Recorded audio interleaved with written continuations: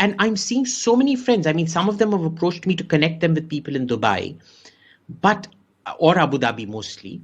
But I'm just looking at the number of my Israeli friends that are just landing up in Dubai. And guess what? Not one of them so far has told me that they faced a single instance of anti-Semitism. Far from it, they're all proudly going around wearing these lapel pins with an Israeli flag and a UAE flag. And people are actually coming up to them, shaking their hands and want to meet them. Right? Oh, you're from Israel. Tell us about Israel and things like that. And what happens in reverse is that I know fewer people from Dubai who have gone to Israel, but the same thing is happening there.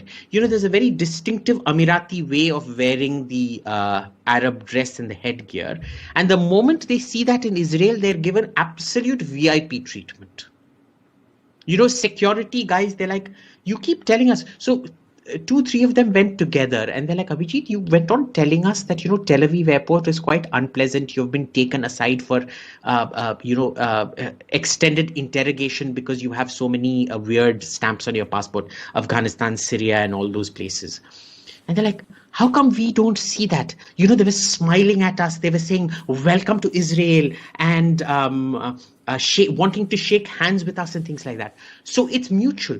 Emiratis are getting VIP welcomes even by the notoriously ill-humored Israeli security forces, and Israelis are getting rockstar welcomes in the UAE, which really shows you how completely bogus this entire so-called Washington consensus that there would be no peace in the Middle East without a two-state solution, how absolute, total humbug it was. It also shows you the wisdom of the UAE approach, which is to say, we will start, you leave it to us.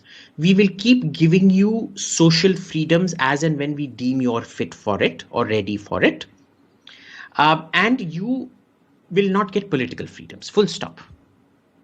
And without those political conversations happening in the UAE, you look at the level of anti-Semitism, it's just come down so massive.